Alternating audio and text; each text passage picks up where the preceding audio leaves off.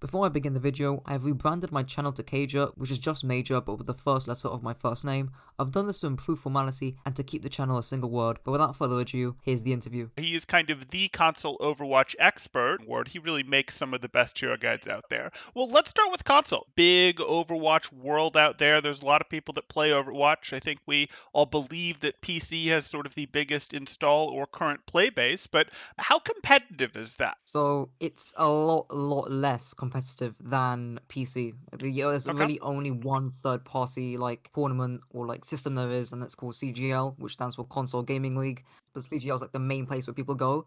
From then on, like after they win CGL or like they get it to a high enough tier, then that's when they decide to go on to move on to PC. Obviously, with Overwatch, like there's quite a few similarities between that and like another FPS called Rainbow Six Siege. They did run first party tournaments for the console, but that didn't really work out that well because obviously there's a lower skill cap when you're on console compared to PC. That hasn't been the end of everything, though, when it's come to console, right? There are places where we can think of, wait, console has survived there even when PC exists. Do you think there's something that for Overwatch maybe didn't make that happen, or was it just hey, people have been drifting in a more PC direction for a while now? With next gen consoles being slightly more competitive and sort of swinging it that way. But apart from that, like the past 7 years where we've just had no major console updates, Sure. and where PC has just like slowly overran the console sort of spec list and the power that it has. It has been slowly drifting that way, but Okay. also like things that damage the competitive integrity that are inherent to console specifically, but not just PC. Let's go ahead and start with sort of the control difference, where on PC we're of course used to using mouse and keyboard, except for those people who occasionally plug in controllers, which we just view as weird. But on console, the standard is that people will be using a controller and they'll have some degree of aim assist that goes with that, and we understand that exists in console gaming across the board. That's not unique to Overwatch. So, like, what is the story there? Does it require some special interface, some special tool to use a mouse and keyboard? Is the expectation that once you get, like, to Grandmaster that everyone is just using it? Like, is that seen as okay, bad? How is that viewed in the community, and what does it do to the competitive integrity? In terms of like accessibility of using a mouse and keyboard, Hmm. there's a device called a Zim Apex, or it like tricks the console system into thinking that you're playing with a controller, but in actuality you're playing with a mouse and keyboard, right? And in terms of like frequency, like a Zim Apex is like around 120 quid, Hmm. which is like 150, 100, Sure. so 150 to $100. So not nothing. So it yeah, it's not nothing, but like I'd say around 40%, 50% even Hmm. are using mouse and keyboard. I mean, it's kind of hard to tell because again, there are alt accounts, and that's hard to differentiate Sure. between.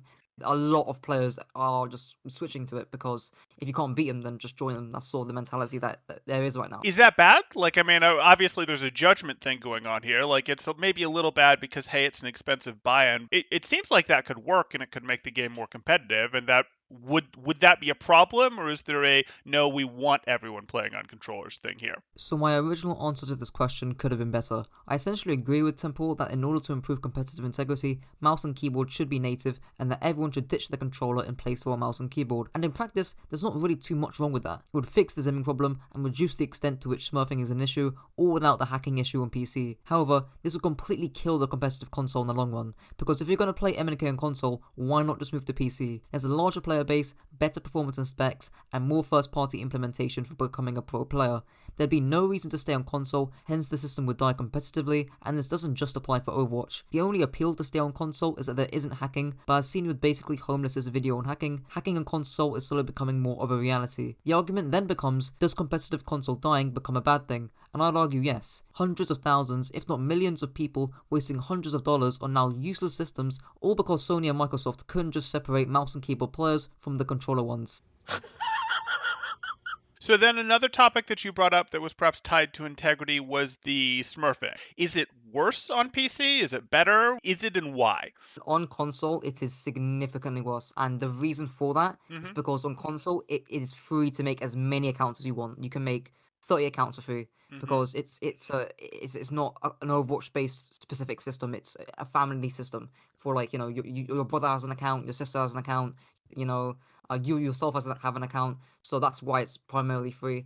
I think on Overwatch on PC you have to pay for like another account, So that's Okay. predominantly the main reason why you'd see 1,000 alt accounts everywhere. Why is that the case though? Because it's fun and free. That's why. So you said then that there is one sort of tournament or one sort of tournament organizer, CGL, and they do stuff. And usually when teams win that, or if teams do really well in that, they go, okay, let's get more serious, let's move on. I've definitely seen that. I've had clients, teams come over that already seem to be orgs, already seem to have a little bit of money to throw around to get coaching, to potentially pay players to go do these things. So how well is that compensated in the scene, or how good are the orgs that are in this scene? Like, in Overwatch on PC, we have some fly by night orgs and we have some real orgs. On console, are the orgs pretty solid? Are there orgs we'd have heard of? Like, what are the biggest couple orgs, for example, in the console world? I'm on EU and not NA, so Sure, I sure. don't know the NA scene too well. But like on EU, it's just very small. Okay. For Xbox at least. I think PC as well because PS not PC, sorry, PS4 as well because I think Xbox CGL is larger than PS4 CGL. Okay. So but yeah, but like there's not like any notable teams. There are a few notable players though. Sure. So like UK Alex for example made the rounds on I think r/competitive Overwatch Hmm. where like a car like he got top 10. He had 10 accounts in top 10, just one chicken tracer, and he got 4-7 on like almost 4-7 on every account. It was completely insane, and I think it got like 150 upvotes.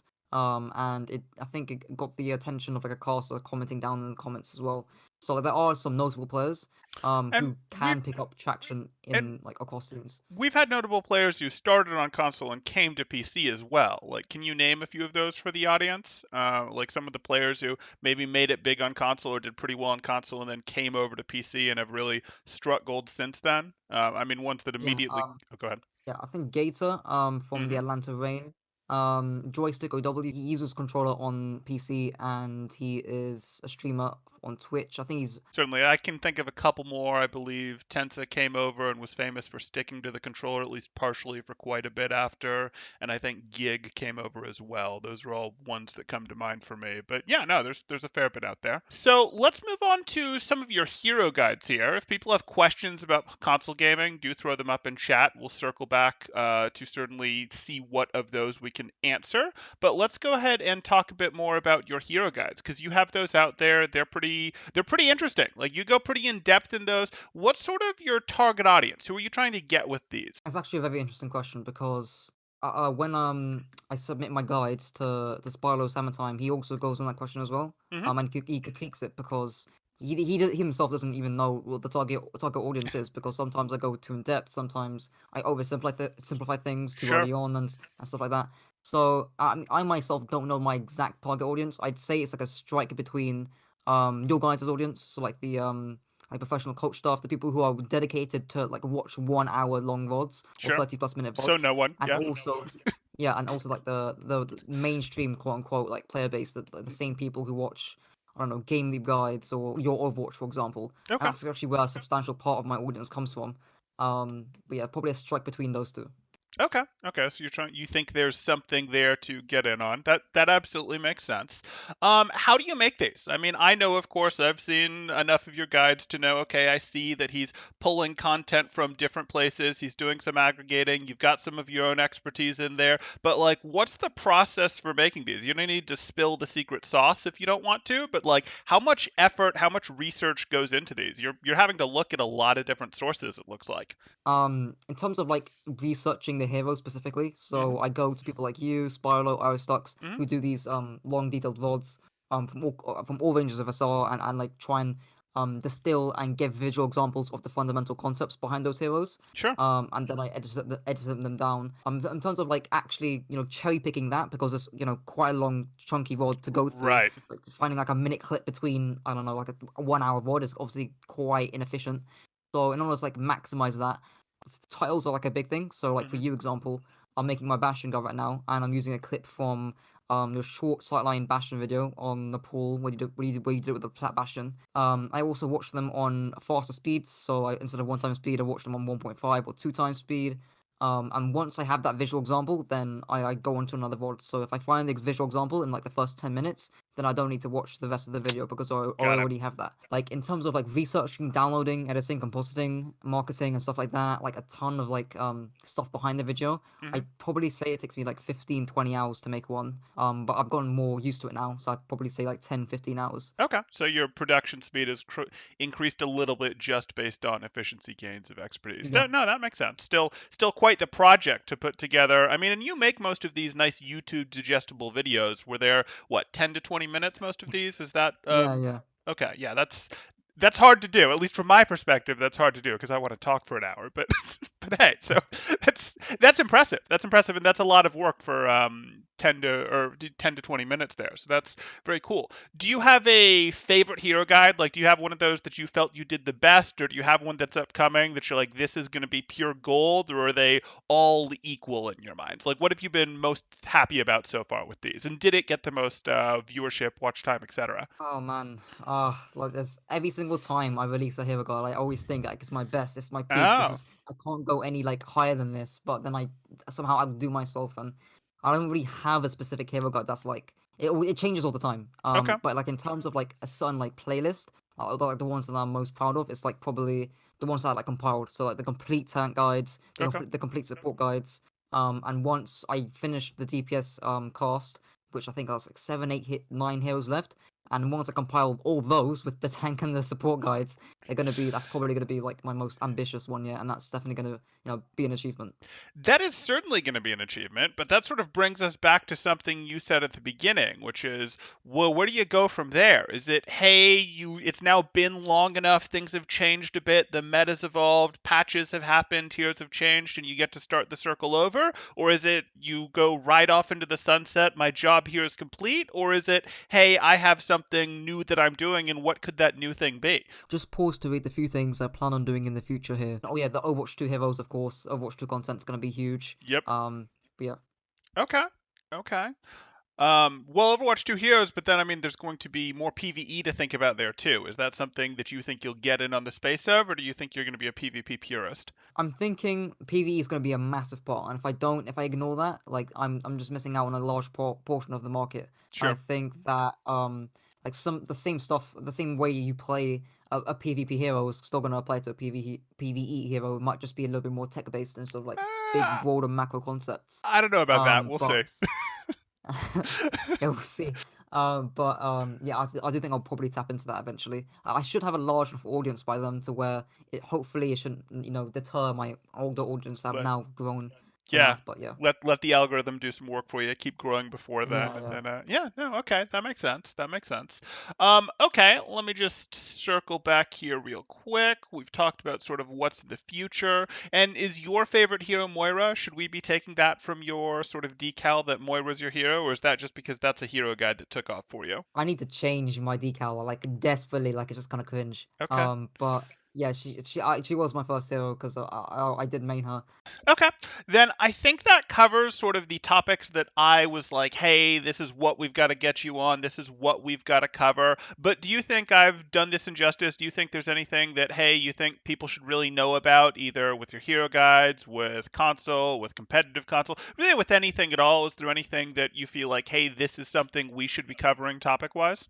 I think like the last thing on the console thing is just to like not underestimate to compare PC to console in terms of like skill, Okay. because there are tons of like console players that I know that have a lot of potential and can go to PC if they really wanted to and actually try and put their efforts into it. But I feel like console has like this sort of stigma behind it that's just, oh, they're console, they're degenerates, Oh they're yeah, not as no, good I as us PC I master just had races, a Masters Reinhardt swap over and he lost nothing. And you might be like, oh, it's Reinhardt, of course, but he lost absolutely nothing in terms of his transition over. He Masters to Masters. But sorry, go ahead. I'm reinforcing your point. Yeah, yeah, no, yeah, like there's a massive stereotype behind like, the casual sort of truth behind or like view behind console gamers, and obviously I don't think that's necessarily like a lie. I just think it's Hmm. incomplete. Like there's a lot more to that story that needs to be fulfilled because I think it just gets sort of overshadowed by big funny tier 1 gameplay by big funny outplayers and stuff like that. Okay. Okay. So what would you do? Would you say then there isn't an appropriate lens, or would you say it has to be specific to each player? Like, what would you say then? Because I know a lot of people will say like, "Hey, it's console treated as too 2 ranks down, or something like that. Yeah. Would you say that's true for some heroes, for some roles? Would you say that's not true at all? Would you say it's just 2 player specific? How would you view that? Like, I think you once you get into the threshold of, okay, we're taking this game seriously now. Hmm. I like, as in, like, I don't know, like master maybe, or even in team, like team oriented environments. I think that's the point where you need to stop applying the console lens and then start applying, just look at it as you would a PC game normally. Okay.